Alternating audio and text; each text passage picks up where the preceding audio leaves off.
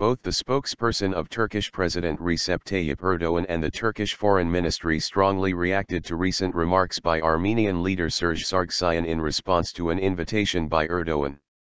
It is impossible to admit remarks by Sargsyan aiming at our president's invitation to Armenia, which are against the diplomatic practices, spokesperson İbrahim Kalın told Anadolu Agency on January 31.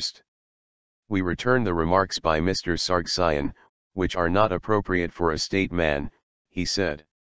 Armenia is bidding to turn the year 2015 into a campaign against Turkey and Turks, Kalın said, also blaming Sargsyan for exceeding diplomatic lines. Erdoğan's invitation to ceremonies marking the centenary of the Battle of Gallipoli in Çanakkale in late April, which coincides with the Remembrance Day for the Armenian victims of the 1915 events, was cynical and short-sighted, Armenian President Sargsyan said January 29, ArmeniaNow.com reported.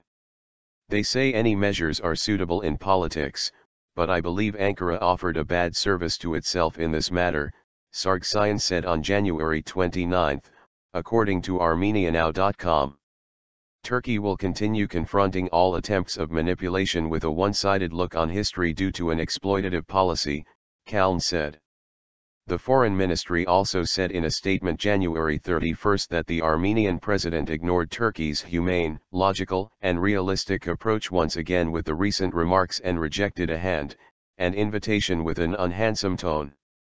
We strongly condemn a tone that is not appropriate for the leader of neighboring country or a representative of the historic Armenian people, the statement roughly translates. Turkey does not ignore the pain that the Armenian people felt during the World War I. The statement read, saying that all nations under the Ottoman Empire in that era, especially Turks, suffered.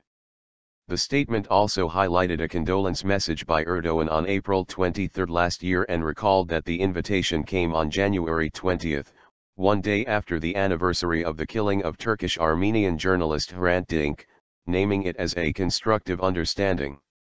Some radical Armenian circles had approached the issue in the past with terror, and now they were abusing the pains of the past with an outdated rhetoric, the statement read, finding it surprising that a statesman had taken a similar stance. However, Turkey does not see this approach as a hurdle against its efforts to embrace the Armenian people and the Armenian diaspora, and would keep taking related steps, it said. Erdoğan sent out invitations to the leaders of 102 countries, including Sargsyan and U.S. President Barack Obama, for the Gallipoli event. Sargsyan rebuffed the invitation in letter addressed to Erdoğan, recalling an invitation extended to the Turkish president to attend ceremonies to mark the 100th anniversary of the 1915 deportation and killing of Ottoman Armenians, which is considered genocide by Armenians.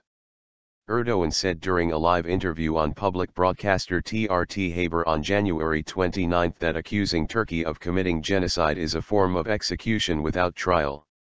However, Ankara is ready to pay for any misdeed if an impartial board of historians concludes that it was at fault for the events of 1915, he said.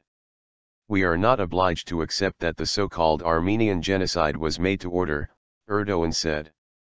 He mentioned that during his period as Prime Minister, he had sent a letter in 2005 to former Armenian President Robert Kocharyan, proposing that historians investigate the 1915 killings of Anatolian Armenians during the Ottoman era.